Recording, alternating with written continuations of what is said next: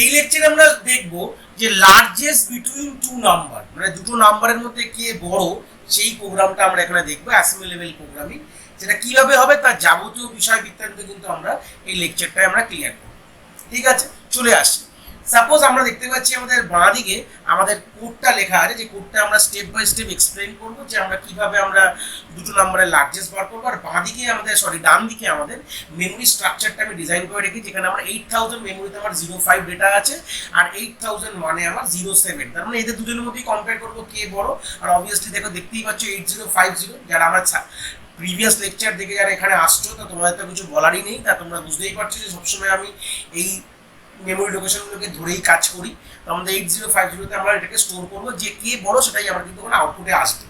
ব্যাস, খুবই important programme. আমি এই লেকচারে যেরকম আমরা লার্জেস্টটাও বুঝবো এবং স্মলেস্টটাও বুঝে যাবো, কারণ লার্জেস্টের অপোজিটই স্মলেস্ট। তার মানে এই কোডটার মধ্যে একটা হালকা কিছু চেঞ্জ করলে আমরা স্মলেস্ট পেয়ে যাবো, যেটা আমরা লেস দেন এবং গ্রেটার দেন যেটা আমরা নর্মালি করি। তো এ গ্রেটার দেন বি কি এ লেস দেন বি, তো অ্যাকচুয়ালি কথা গ্রেটার দেন লেস দেন তো আর অ্যাসেম্বলি লেভেল প্রোগ্রামিংতে করা যায় না। সি সি প্লাস প্লাস এইসব জায়গায় করতে পারবে, জাভা পাইথন এগুলোতে করতে পারবে, কিন্তু আর তুমি তো সিম্পল তো আমরা তো এখানে করতে পারবো না, না সিম্পল। তো সেই সূত্রে এখানে কিভাবে করতে হয়, কি ইনস্ট্রাকশন দিলে এই কাজটা হয়, সেরকম লার্জেস্ট এবং স্মলেস্ট দুটোই কিন্তু আমি এখানে হেডিং দিয়েছি লার্জেস্ট, বাট আমরা স্মলেস্ট কি চেঞ্জ করলে স্মলেস্টটাও পেয়ে যাবো, সেটা আমি প্র্যাকটিক্যালি কি অ্যাটলিস্ট দেখিয়ে দেবো। মানে কোডে কোনো চেঞ্জ হবে না, হালকা একটা ইনস্ট্রাকশন পাল্টালেই কিন্তু আমরা স্মলেস্ট পেয়ে যাবো। সেটা আমরা জিনিসটা একবার আমরা দেখে নেবো, চিন্তার বিষয় নেই। চলে আসি, এবার গল্পটা হচ্ছে আমরা স্টেপ বাই স্টেপ ইনস্ট্রাকশনটাকে পুরো আমরা নগদর্পণলি বুঝবো যে কি কি হচ্ছে। প্রথম আমরা দিয়েছি LXI 8H, 8000। এই ইনস্ট্রাকশন আশা করি আমরা এতবার এই লেকচার সিরিজে দেখেছি, যেখানে হয়তো মুখস্থ হয়ে যাওয়া দরকার তোমাদের, যে এটা মানে হচ্ছে H আর L যে রেজিস্টার পেয়ারটা আছে তার মধ্যে আমরা 8000 অ্যাজ আ আমরা মেমোরি অ্যাড্রেসটাকে লোড করলাম, মানে আমরা ডেটা হিসেবে লোড করলাম, কিন্তু পরবর্তীকালে এই ডেটাটাকেই মেমোরি অ্যাড্রেস বা রেফারেন্স হিসেবে আমরা ইউজ করবো, যেটা কিনা পরের লেকচার দেখতে পাচ্ছ। মুভ A, M মানে HL পেয়ারে যেই অ্যাড্রেসটা আমরা লোড করে রেখেছি, মানে আমরা জাস্ট এখানে রিজার্ভ কথার মানে জাস্ট আমরা সেট করেছি বলতে পারো, বা রেখেছি। সিম্পল লোড করা রাখা মানে ব্যাপারটা একই, যেরকম ভ্যারিয়েবলে ভ্যালু সেট করা বা রাখা বলি, সেরকম আমরা HL পেয়ারের মধ্যে 80 আর 00টাকে রেখেছি। তার মানে হচ্ছে এম ইন্ডিকেট করছে যে HL পেয়ারের যে মেমোরি অ্যাড্রেসটা লোড আছে সেটাকে এম ডিনোট করে, মানে সেখান থেকে ডেটা তুলে আনো, মানে 8000 থেকে ডেটা তুলে কোথায় আসবে, আমার এতে এনে রাখো। মানে অ্যাকুমুলেটরের মধ্যে এখন আমার চলে আসলো কি, আমার 05 চলে এসছে। একদম সিম্পল ঘটনা হয়ে গেল। এইবার কি করেছে দেখো, INX মানে কি হলো, যে HL পেয়ারের ভ্যালুটা, মানে INX মানে HL পেয়ার, INX করে রেজিস্টার পেয়ারের ভ্যালুকে ইনক্রিমেন্ট করে, যে রেজিস্টারটা বলে দেওয়া আছে সেটাকে ইনক্রিমেন্ট করে কি হয়ে গেল, এখন আমি আর এরকম ডিটেলসে লিখছি না, এখন হয়ে গেল 8001। তাহলে আমরা বুঝতে পারছি যে 8001 এখন কোথায় আছে, HL পেয়ারে, মানে এটা H এটা L। এবার দেখো সেম বলা রয়েছে কি, INX H তো আমাদের এখানে হয়ে গেছে। এখানে একটা ইনস্ট্রাকশন আমার লিখতে গিয়ে মিস হয়ে গেছে, যে MOV লিখতে হবে, MOV ধরে নাও B, M। এই ইনস্ট্রাকশনটা আমি মিস আউট করে গেছি লিখতে গিয়ে। তো MOV B, M কেন লিখলাম, কেন INX H তো করলাম, কিন্তু ডেটা তো তুলে আনতে হবে। তার মানে হচ্ছে যে আমার 800 যে 2 থেকে আমার যে ধরে নাও একটা B রেজিস্টার ধরে নাও রয়েছে, সেখান থেকে 800 যেটা 1, সরি 0 ছিল 1 হলো, মানে এইটাকে ইন্ডিকেট করছে হচ্ছে 8001। তার মানে এই ডেটাটা তুলে কোথায় আসবে, আর বিতে আসবে, নাহলে তো হবে না। এটাই তো হিসাবটা হওয়া উচিত। তাই জন্য কি লিখেছি, মুভ B, M, মানে আমার এখন কারেন্টলি M ইন্ডিকেট করছে 8001 কে। তো 8001 এর ভ্যালুটা তুলে এনে কোথায় রাখবো, আমি বিতে রাখবো, মানে 07টা আমার বিতে চলে আসলো, এতে 05, বিতে 07। এইবার আমাদের যে মেন এই বলতে পারি এই প্রোগ্রামটার জান বলতে পারো বা হার্ট বলতে পারো হচ্ছে এই ইনস্ট্রাকশনটা, যেটা কিনা CMP-B। এটা ছাড়া কিন্তু প্রোগ্রামটা অচল, মানে অন্ধ বলতে পারি। এইটাই দিয়ে কিন্তু মেন কাজ হয়ে যায়। যে কোনো কিছু কম্পেয়ার আমরা CMP ইনস্ট্রাকশন দিয়েই করি। তো CMP ইনস্ট্রাকশন কি করে তার একটুখানি আমরা যখন লজিক্যাল ইনস্ট্রাকশন সেটটা পড়েছিলাম ওই লেকচার সিরিজে, তো পুরো আমরা ওই ভিডিওটাই পুরো কভার আপ করেছি। বাট আমরা জানি যে হয়তো তোমরা না দেখে জাম্প করে এই ভিডিওটা এসছো, হতেই পারে। তাই আমি আরেকবার তোমাকে জাস্ট তোমাদের এই জিনিসটা দেখিয়ে দিলাম যে CMP ইনস্ট্রাকশন অ্যাকচুয়ালি কি করে, তার একটা ওভারভিউ আমি এখানে রেখেছি, যেটা ওখানেও বলেছিলাম আমরা এখানেও বলতেই, যে CMP ইনস্ট্রাকশন কিছুই করে না। CMP ইনস্ট্রাকশন দুটো, মানে আমরা যে রেজিস্টারটা দিয়ে দিয়েছি সেই রেজিস্টারের সাথে কম্পেয়ার করে। এই যে CMP-D দেখতে পাচ্ছ, তাহলে CMP-D-র সাথে মানে কি আমার এর সাথে কম্প্যারিজন করে। তাহলে আমি ডাইরেক্ট হোয়াইট বোর্ডে দেখাই তোমাদের, মানে সিম্পল কম্পেয়ার কি করছে, A সঙ্গে B এর কম্পেয়ার, মানে হিসাব মতন বলতে পারো যে আমাদের মাইনাস অপারেশন পারফর্ম করে। ঠিক আছে, সিম্পল মাইনাস অপারেশন পারফর্ম করেছে কম্পেয়ার ইনস্ট্রাকশন। সিম্পল কি করে, এটা তিনটে জিনিস দেখে, যদি এ তিনটে জিনিস হতে পারে, এক হতে পারে এ গ্রেটার দ্যান বি, এক হতে পারে এ ইকুয়াল টু বি হতে পারে, এক হতে পারে এ লেস দ্যান বি, তাই তো হতে পারে, এর থেকে তো বেশি কিছু হতে পারে না। সিম্পল মাইনাস করলে কি হতে পারে, তুমি মাইনাস যদি করো তিনটে জিনিস হতে পারে, হয় যদি এ বড় হয় বি ছোট হয় তাহলে আমার কি +1 অনওয়ার্ডস রেজাল্ট আসবে, যাই হোক না +1 অনওয়ার্ডস। যদি ইকুয়াল হয়ে যায় তাহলে 0 আসবে, আর যদি এ ছোট বি বড় তার মানে কি নেগেটিভ অ্যান্সার আসবে, মানে -1 অনওয়ার্ডস রেজাল্ট আসতে পারে। তো তিনটে ক্ষেত্র হতে পারে। তো সেই সূত্রে এটাই আমরা দেখব যে দেখো যদি এখানে এ গ্রেটার দ্যান আমার যদি বি হয় তার মানে কি এ বড় বি ছোট, তার মানে এখানে কোনো ক্যারি জেনারেট হবে না, মানে ক্যারি ফ্ল্যাগের ভ্যালু 0 হবে। ঠিক আছে, ক্যারি ফ্ল্যাগের ভ্যালু 0 হবে, তার মানে কি বোঝাচ্ছি এ ইজ গ্রেটার, এটা মাথায় রাখবে কি বোঝাবো এ ইজ গ্রেটার, এ বড়।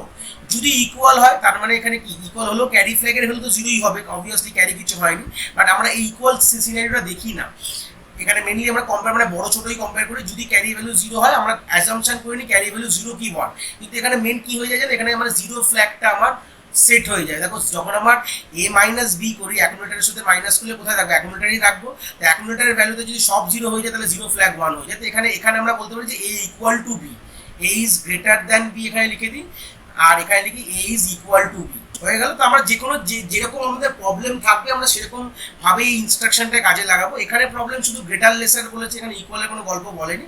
আর এখানে কি হবে যেখানে এ ছোট বি বড় তার মানে নেগেটিভ রেজাল্ট আসা মানে হচ্ছে ক্যারি ফ্ল্যাগ সেট হয়ে যাবে, মানে বড় নেওয়া হয়েছে, এটা সাম উইথ বড় মানে সাবস্ট্রাকশন উইথ বড় কনসেপ্ট হয়ে যায়। তো সেই সূত্রে আমাদের ক্যারি ফ্ল্যাগ 1 হয়ে যায়। তো আমাদের এই প্রবলেমটা দুটো জিনিসকে মাথায় রাখবো যে ক্যারি ফ্ল্যাগের ভ্যালুটা কি দেখেই কিন্তু কাজ হবে। ক্যারি ফ্ল্যাগের ভ্যালু হয় 0 নয় 1। যদি ক্যারি ফ্ল্যাগের ভ্যালু 0 হয় তার মানে কে বড়, তোমরা সিম্পল ভাববে নয় এ ইকুয়াল নয় এ বড়। যদি ক্যারি ফ্ল্যাগের ভ্যালু 1 হয় তার মানে হচ্ছে বি বড়। বুঝতে পেরেছি কতটা, এখানে ক্লিয়ার করে নাও। ক্যারি ফ্ল্যাগের ভ্যালু যদি 0 হয়, হয় এ ইকুয়াল হতে পারে বি এর, নয় এ বড় হতে পারে। আর যদি ক্যারি ফ্ল্যাগের ভ্যালু 1 হয় তার মানে সবসময় বি বড়। তাহলে এ মাইনাস বি করেছি, অবভিয়াসলি বুঝতেই পারছো যে বি বড়, আমি সবকিছু জিনিসটা কিন্তু এক্সট্রা এক্সপ্লেন করে দিলাম। তো এবার দেখে নাও, এবার আমার এই এক্সাম্পলে কি আছে 0507, তার মানে অবভিয়াসলি কি হওয়া উচিত, তাহলে যেই কম্পেয়ার করলো তাহলে ক্যারি ফ্ল্যাগের ভ্যালু সেট হয়ে গেছে, ক্যারি ফ্ল্যাগের ভ্যালু এখানে সেট হয়ে গেল। কি হওয়া উচিত 05 আর 07 এর মধ্যে 01 হওয়া উচিত, মানে ক্যারি ফ্ল্যাগের ভ্যালু কি হওয়া উচিত সি এর ভ্যালুটা এখানে ক্যারি ফ্ল্যাগের ভ্যালু 01 হওয়া উচিত। এইবার তারপরেটাকে ভালো করে দেখো, JNCL1 যদি তোমার ক্যারি না থাকে তার মানে এটা এইটার মানে কি বুঝছি এ ইজ গ্রেটার। ঠিক আছে, এটা লেখাই আছে, আমরা অ্যাজাম্পশন করে রেখেছি যে এ বড়।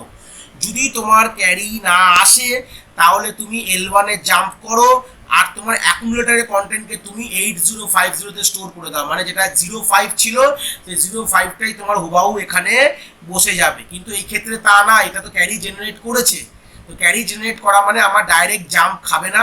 এখানে সমস্যা হয়ে গেছে, ক্যারি জেনারেট করেছে বলে এই কন্ডিশনটা স্যাটিসফাই হলো না, জাম্প খাবে না কেন, কোনো এখানে ক্যারি জেনারেট করেছে, এখানে carry value not, jump if not carry.